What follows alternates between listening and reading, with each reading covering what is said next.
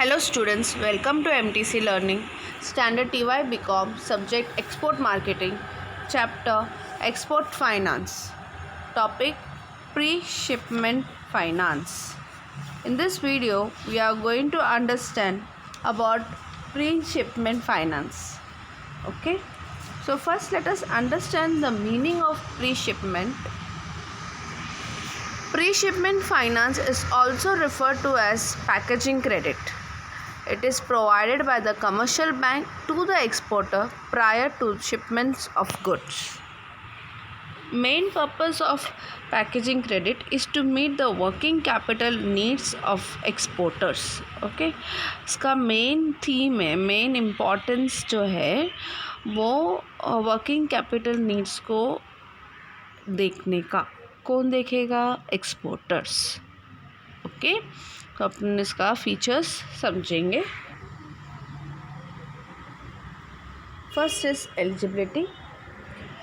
Pre-shipment finance can be granted only to those exporters who produce a confirmed export order and or a letter of credit received against the export contract. Indirect exporters which exports through export house and others can also obtain packaging credit provided. ठीक है, main important क्या है exporters को? वो confirm करने का है कि उनको लेटर ऑफ क्रेडिट है कि नहीं है. ओके, तो इंडियन एक्सपोर्टर्स का इम्पोर्टेंस किस में है? फर्स्ट, उनको export through export houses, other can also obtain packaging credit provided. Okay, इसमें दो चीज़ है, indirect exporter and export house से उनको एलिजिबिलिटी क्राइटेरिया मिलना चाहिए. इनडायरेक्ट एक्सपोर्टर्स में they produce a letter from the concern exporter house और other concern party. Okay, other concerned parties stating that a portion of export order has been allotted in his favor.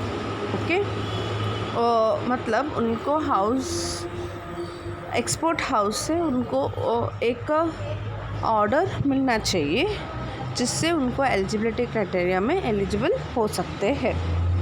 Okay, ये वो concern party से ही हो सकता है. Okay, ये जो concern party है वो मिलेंगे किधर आपको? एक्सपोर्ट हाउस में. देन इसका पर्पस क्या है? एलिजिबिलिटी है और उसका पर्पस क्या है? The pre shipment finance is required by the exporter to meet working capital requirements before shipments of goods. Okay, इसका रिक्वायरमेंट एक्सपोर्टर को पर्पस है उसका वर्किंग कैपिटल का नीड्स देखने का पर्पस है. ओके, और वर्किंग कैपिटल्स का नीड्स तभी रिक्वायरमेंट मालूम पड़ेगा जब उनको पेमेंट, रॉ मटेरियल का पेमेंट करना पड़ेगा और वेजेस का पेमेंट करना पड़ेगा. ये दो चीज़ होगा तो ही. तो फिर इसमें थर्ड है अपना डॉक्यूमेंट्री एविडेंस. क्या क्या डॉक्यूमेंट्री एविडेंस का ज़रूरत है? That is one of the important things. First is confirmed export order. जो एक्सपोर्ट करने वाले हैं उसका ऑर्डर कन्फर्म मिलना चाहिए. Second is letter of credit received against the contract. उनको एलसी जो मिला है कॉन्ट्रैक्ट अगेंस्ट द कॉन्ट्रैक्ट में. Okay, third is relevant policies issued by ECGC. Relevant policies issued by ECGC. Then we have personal bond from securities known to bank. मतलब आपका personal bond कैसा है आपका बैंक के हिसाब से वो बताना है. So this all the documentary evidence which are required. Next, forms methods of pre shipment finance.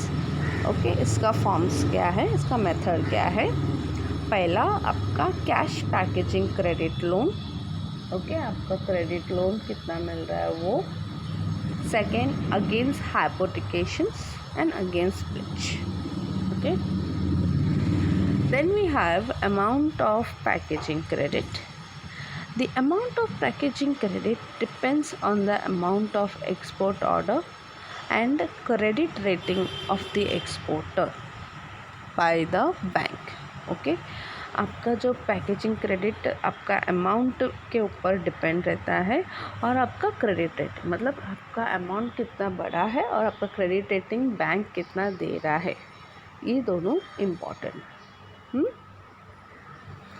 The bank may also consider the exporter incentives receivable such as duty drawbacks, that too. Then we have period of packaging credit. आपको कितना दिन तक exporter को packaging credit मिलता है वो that is normally granted for period of 180 days. Further, it might extend to 90 days. Total 270 maximum days आपको packaging credit का पीरियड ऑफ टाइम मिलता है. Then we have rate of interest.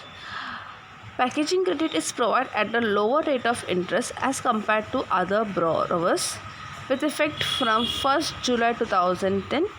Commercial bank must charge interest on packaging credit at the base rate or above the base rate. मतलब उसका base rate या उससे थोड़ा above base rate तक. Terms and base rate and above the base rate and which is below the base rate. ये भी important है rate of interest में. ये रेट ऑफ इंटरेस्ट कंपेयर करेंगे अदर से तो उससे थोड़ा कम ही होता है. Then we have loan agreement. Before disbursement of loan, the bank require the exporter to execute a formal loan agreement. एक formal loan agreement को execute करना बहुत important होता है. The loan agreement contain terms and conditions relating to the loan. Okay, terms and conditions in which the loans have been related. फिर ये loan के बाद उन लोग ये भी चेक करते हैं कि कैसा मेंटेनेंस करते हैं अकाउंट्स का उन लोग. फिर डिस्बर्समेंट ऑफ लोन, कितना लोन डिस्बर्स हुआ है, फिर उसको मॉनिटर करते हैं कि वो एडवांस कितना पेमेंट कर सकते हैं. मॉनिटर करने के बाद उसका रीपेमेंट कैसा होगा. तो ये सब इम्पॉर्टेंट फीचर्स है प्री शिपमेंट फाइनेंस में.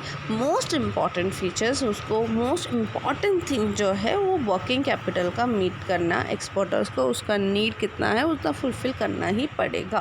This is the most thing. Okay,